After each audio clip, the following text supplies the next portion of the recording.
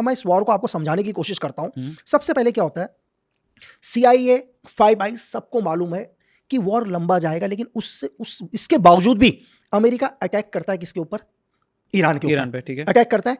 America को पता है कि अगर मैं ईरान के ऊपर अटैक करूंगा तो यहां से यूक्रेन को उतना सपोर्ट नहीं मिल पाएगा जितना मिल रहा है। ठीक है। यार अमेरिका एक जगह ताकत लगाएगा ना सर, कहीं ना कहीं ताकत तो डिवाइड होगी। हाँ जी। तो अमेरिका को यह भी पता है कि क्या है, यूक्रेन से मेरी ताकत हटेगी तो रशिया धीरे धीरे यूक्रेन को कवर करेगा। इसके बावजूद भी अमेरिका ने हमला किया इसके बाद। हाँ। लेकिन मैं आपको यह बताऊं कि इस हमले को करने से पहले अमेरिका ने वेनेजुएला को अपने कंट्रोल में लिया, पूरे वेनेजुएला को कंट्रोल में लिया। अमेरिका को पता है कि इस दुनिया का लगभग 18 से 20%, 22% तेल पूरी दुनिया में वेनेजुएला पर मौजूद है सर। वेनेजुएला के ऊपर उनके पास इतना तेल है, मैं वेनेजुएला के पास नहीं बोलूंगा वो तेल, वो किसके पास है? अमेरिका के पास है। आपको पता है हमारा हिंदुस्तान लगभग 147 करोड़ का देश, अगर हम उस तेल को यूज करें तो हम 168 साल तक हमारा तेल खत्म नहीं होगा सर।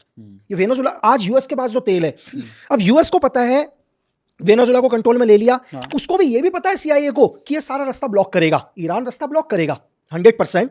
ईरान इस रास्ते से क्या करेगा, किसी की तेल की शिप्स को नहीं आने देगा। ठीक है, मालूम है यूएस को। इसके बावजूद यूएस ने अटैक किया। यूएस को यह भी पता है कि जैसे ही मैं ईरान के ऊपर हमला करूंगा, दो देश रेडी बैठे हुए ईरान को सपोर्ट करने के लिए, चाइना और रशिया। आज आपको क्या लगता है सर, जिस तरह से जो ईरान काउंटर अटैक कर रहा है, जो ईरान लगातार मिसाइल्स मार रहा है, उनकी हर लोकेशन को टारगेट कर रहा है अमेरिका की, जो अमेरिका के शिप तक B-2 तक अपनी मिसाइल भेज देता, वो आपको ईरान का लग रहा है सर?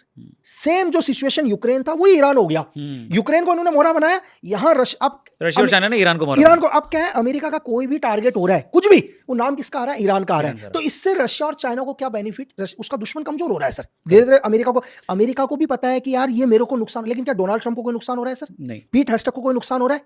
नहीं हो रहा ना। या डोनाल्ड ट्रंप के दामाद को कोई नुकसान हो रहा है? ऑयल कंपनी को कोई नुकसान हो रहा है? दुनिया में ऑयल की कीमतें बढ़ेंगी तो अमेरिका के पास तो टोटल वेनेजुएला का तेल तो है ही है, तो महंगा बेच के पैसा तो, चाहे अमेरिका की आम जनता को नुकसान हो, इससे डोनाल्ड ट्रंप को कोई फर्क नहीं पड़ेगा। डोनाल्ड ट्रंप को क्या फर्क पड़ेगा, क्योंकि डोनाल्ड ट्रंप तीसरी बार तो इलेक्शन लड़ेंगे नहीं। अमेरिका के लॉ के हिसाब से तीसरी बार उन्हें प्रेसिडेंट, लेकिन वो इतने पावरफुल बन जाएंगे कि अगला कोई भी प्रेसिडेंट आए तो डोनाल्ड ट्रंप से पावरफुल कोई नहीं रहेगा। बात समझ रहे आप?